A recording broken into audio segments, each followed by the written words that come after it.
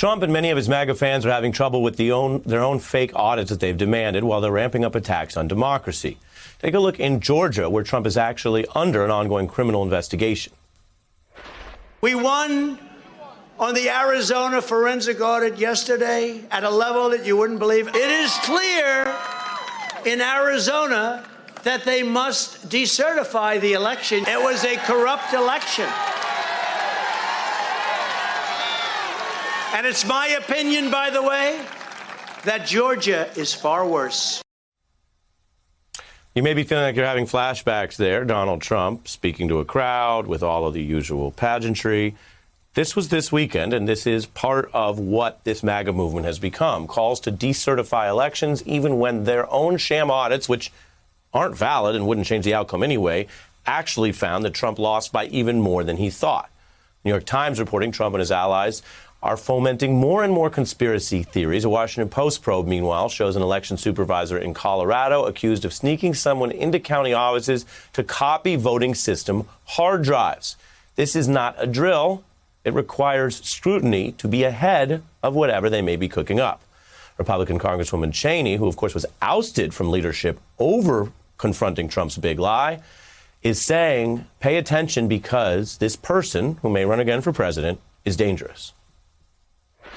I watched while the attack was underway, understood very clearly what he did on January 6th, what he failed to do on January 6th.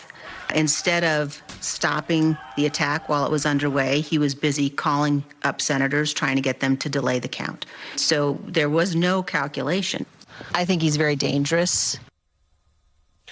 That is an insider, a conservative Republican, speaking in depth about what she views as the sloppy coup that Trump continued to try to execute on January 6th amidst the crime spree at the Capitol.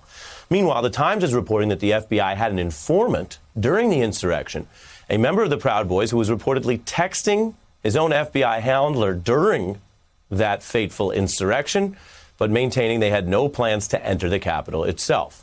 Meanwhile, Speaker Pelosi's investigative committee trying to get to the bottom of it all. Last week, there was news of a major win for Congress.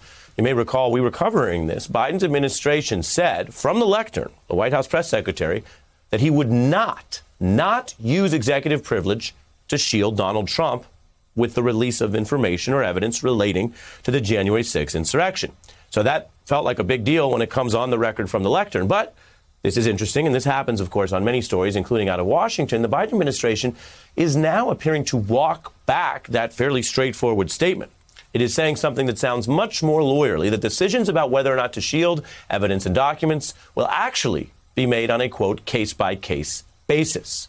I'm joined now by former acting U.S. Solicitor General Neil Katyal. Much to get into, but I want to begin with where we left off late last week. Everyone's had their time and their weekends. It seemed like a major development from the White House lectern spurning executive privilege claims by Donald Trump if he tries to make them around January 6th.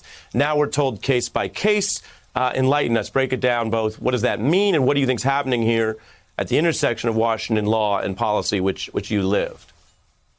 Great to see you, Ari. It's been a while. I'm really glad to be back. So executive privilege is this idea that basically there's a zone of secrecy around the president and presidential decision-making that protects information.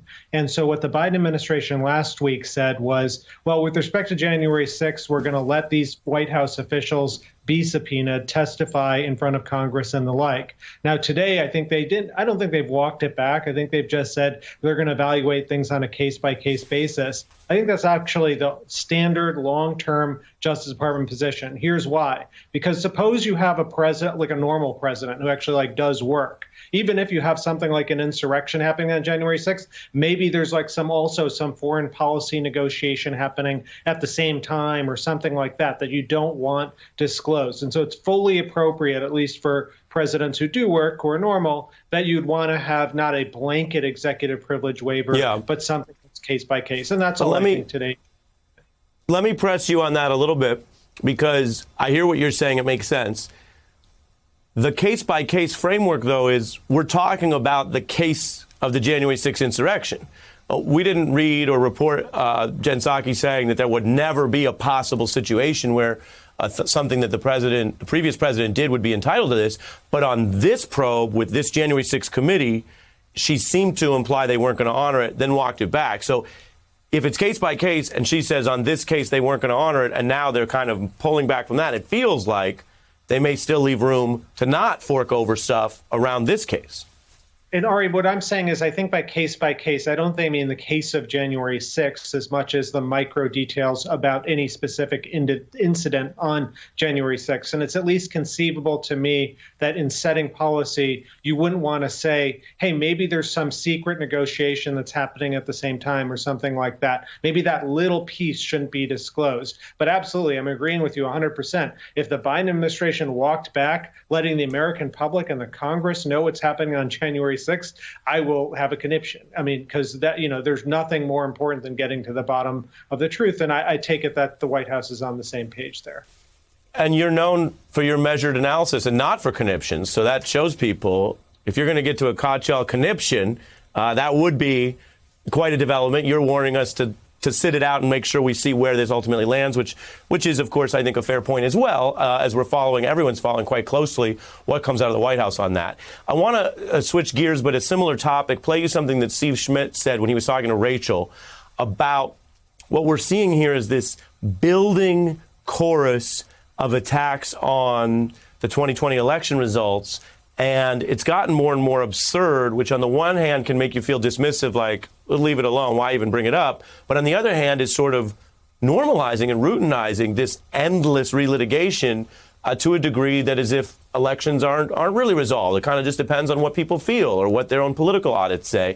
And he made a point about why he thinks this is happening. Take a listen. The Republican Party of late September 2021 is a profoundly more radical party than it was on Election Day, than it was on January 6th, than it was on Inauguration Day. They are driving both chaos at the same time where they are selling order. Your reaction? Yeah, so I agree with Schmidt that, it's dangerous. And also these things are inaccurate by the Republicans. I mean, totally. I mean, first of all, wasn't Trump supposed to be reinstated by August or something? That's what he said. And he's had more delays than like the Postal Service under Louis DeJoy. I mean, Republicans first predicted that Donald Trump would win, then that the Supreme Court was going to intervene on his behalf, then that Biden would last 10 days, then he was supposed to return on March 4th and the like. I mean, I've had more fake outs than Major League Baseball. It's ridiculous. So I think one part is just the inaccuracy. It is just a complete, total lie. Then the other part Schmidt's citing is the danger. I mean, this Arizona recount, what a waste of money. They spent thousands and thousands of dollars, and it turned out at the end of it, even after they hired like a biased Republican-leaning conspiracy firm to do the recount, that Biden got more votes under the recount than Trump did, more than the initial count.